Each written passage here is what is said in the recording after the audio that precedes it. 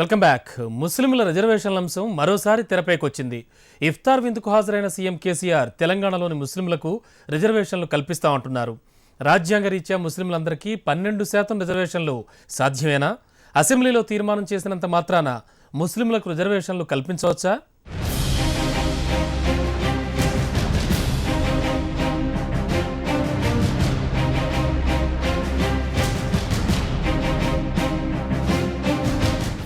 Sir, ముస్లింలకు 12% రిజర్వేషన్లు ప్రకటించడం ఇది ఎంతవరకు సమంజసం అంటారు ప్రస్తుతం ఉన్న పరిస్థితుల్లో?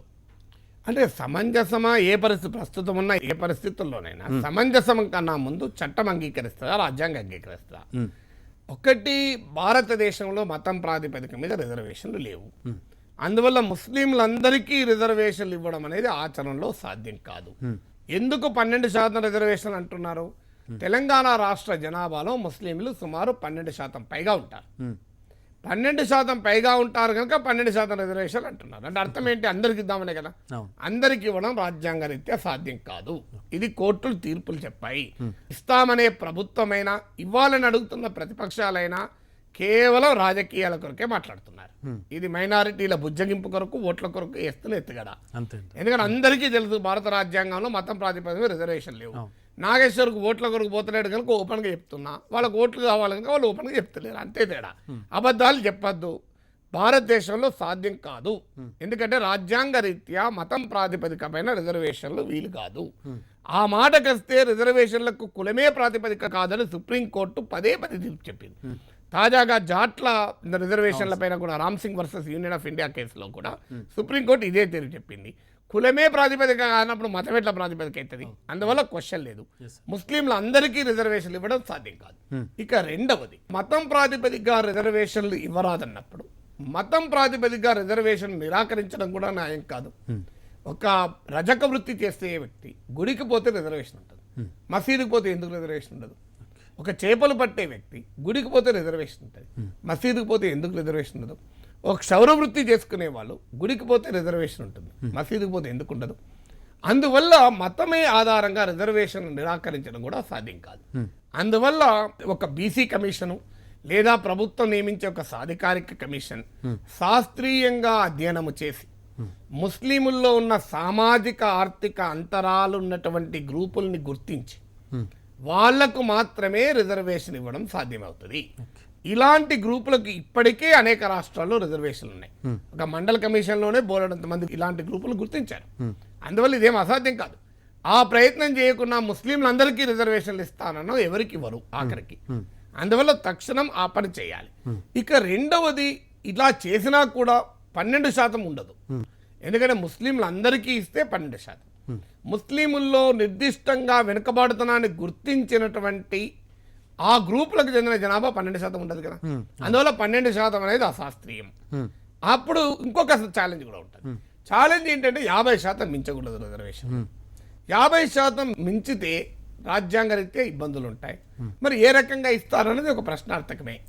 సార్, ఆల్రెడీ తమిళనాడు ప్రభుత్వం సంగతి చూసాం మనం. 69% ఉంది ఆల్రెడీ రిజర్వేషన్ ఇస్తామని చెప్పేసి అంటోంది. అయితే అదే ఇక్కడ ఎందుకు అప్లై కాదు? అంటే తెలంగాణ ప్రభుత్వం కూడా అదే చెప్తోంది ఇస్తామని చెప్పేసి. అంటే తమిళనాడుకు తెలంగాణకు ఒక తేడా ఉంది. చాలా మంది ఈ ప్రశ్న పదే అడుగుతుంటారు. తమిళనాడులో ఇస్తాను కదా, శాసన మండలిలో ప్రభుత్వం కూడా నేను సభ్యుడిగా ఉన్న రోజుల్లో తమిళనాడులో చేసినట్టుగా చేస్తామంటే నేను క్లారిఫికేషన్ ఇచ్చాను. దానిపైన కామెంట్ కూడా చేయలేదు ప్రభుత్వం, తెలుసు వాళ్ళకు కూడా.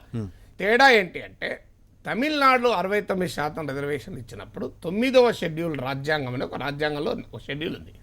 ఇది ఎప్పుడు వచ్చిందంటే, భూ సంస్కరణ చట్టాలు ప్రభుత్వాలు చేసినప్పుడు ఈ భూ సంస్కరణ చట్టాన్ని తూట్లు పొడుస్తూ చీటికి మాటికి కోర్టుకెళ్ళి భూస్వాములు తమ భూములు పోకుండా జాగ్రత్త పడుతూ వచ్చారు. అప్పుడు భూ సంస్కరణ చట్టం ప్రయోజనమే వేస్ట్ అయిపోయింది. ఆ పరిస్థితుల్లో ప్రభుత్వము రాజ్యాంగంలో 9వ షెడ్యూల్ చేర్చింది. ఈ 9వ షెడ్యూల్ ప్రత్యేకత ఏంటంటే, ఏదైనా ఒక చట్టాన్ని చేసి 9వ షెడ్యూల్లో పెడితే ఆ చట్టం పైన కోర్టులు కూడా ముట్టుకోకూడదు. న్యాయ సమీక్షకు అతీతం. They are not beyond judicial review అంటారు. అందుకొరకు సాధ్యం కాదు. తమిళనాడు ప్రభుత్వం ఏం చేసింది, ఈ 69% రిజర్వేషన్ దాన్ని తీసుకెళ్లి 9వ షెడ్యూల్లో పెట్టారు. మరి మేము కూడా పెడతామని తెలంగాణ అనొచ్చు. కానీ ఇది ఆ తర్వాత అంటే తమిళనాడులో చేసిన తర్వాత సుప్రీంకోర్టు ఒక తీర్పు చెప్పింది. ఏమనంటే ఈ 9వ షెడ్యూల్లో పెట్టినా కూడా అది రాజ్యాంగ మౌలిక స్వరూపానికి విరుద్ధమైతే మేము సమీక్షిస్తాము అని. ఎందుకు అంటే రాజ్యాంగ మౌలిక స్వరూపాన్ని మార్చే హక్కు పార్లమెంటుకు కూడా లేదు అని చెప్పి కేశవానంద భారతి కేసులో సుప్రీంకోర్టు తీర్పు చెప్పింది. అంటే బేసిక్ స్ట్రక్చర్ తీర్పు వచ్చిన తర్వాత, అంటే రాజ్యాంగ మౌలిక స్వరూపం అనే కాన్సెప్ట్ వచ్చిన తర్వాత ఈ రాజ్యాంగ మౌలిక స్వరూపానికి విరుద్ధంగా చట్టాలు చేసి మీరు 9th షెడ్యూల్లో పెడితే నడవదు అని చెప్పింది. అందువల్ల ఇవాళటి పరిస్థితుల్లో 9వ షెడ్యూల్లో చేర్చే చట్టాలు న్యాయ సమీక్షకు పూర్తిగా అతీతం కావు. కోర్టులు ఖచ్చితంగా వాటిని సమీక్షిస్తాయి. అందుకే 9th షెడ్యూల్లో పెట్టడం కష్టం. పోనీ రాజ్యాంగాన్ని సవరించి మేము చేస్తామని ఇంకో వాదన. ఇప్పుడు మన దగ్గర కూడా నిన్న కూడా ముఖ్యమంత్రి గారు అసెంబ్లీ తీర్మానం చేస్తే, అసెంబ్లీ తీర్మానం చేస్తే రాజ్యాంగం సవరణ కాదు, పార్లమెంట్లో చట్టం ద్వారా మాత్రమే రాజ్యాంగాన్ని సవరించాలి. ఈ రోజున ప్రభుత్వం రాజ్యాంగాన్ని సవరించి ముస్లింల రిజర్వేషన్లు ఇస్తుందా ఎన్డీఏ ప్రభుత్వం? అది సాధ్యం కాదు.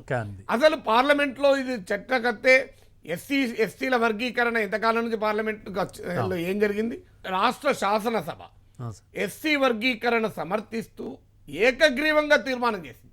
ఏ రాజకీయ పార్టీ వ్యతిరేకంగా ఎస్సీ వర్గీకరణకి ఈనాటికి కూడా. కానీ అన్ని రాజకీయ పార్టీలు ఆమోదించినా కూడా ఎస్సీ వర్గీకరణ పార్లమెంట్లో జరగలేదు. జరిగినప్పుడు ఈ రాజ్యాంగ సవరణ జరిగి ముస్లిం రిజర్వేషన్లు ఎట్లా వస్తాయి? అందువల్ల ఇది జరిగేది ఏంటంటే అసెంబ్లీ తీర్మానం చేస్తుంది, కేంద్రానికి పంపుతుంది. 2019 ఎన్నికల్లో టీఆర్ఎస్ వెళ్ళి చెప్తుంది, ముస్లిం సోదరులారా ఆప్కే లియే హమ్ కరేతో ఓ సెంటర్ మే గుస్గయా అని చెప్తారు. ఈ గుస్గయాకే ఇది ఉపయోగపడుతుంది తప్ప ఇది బయటికి వచ్చేది కాదు.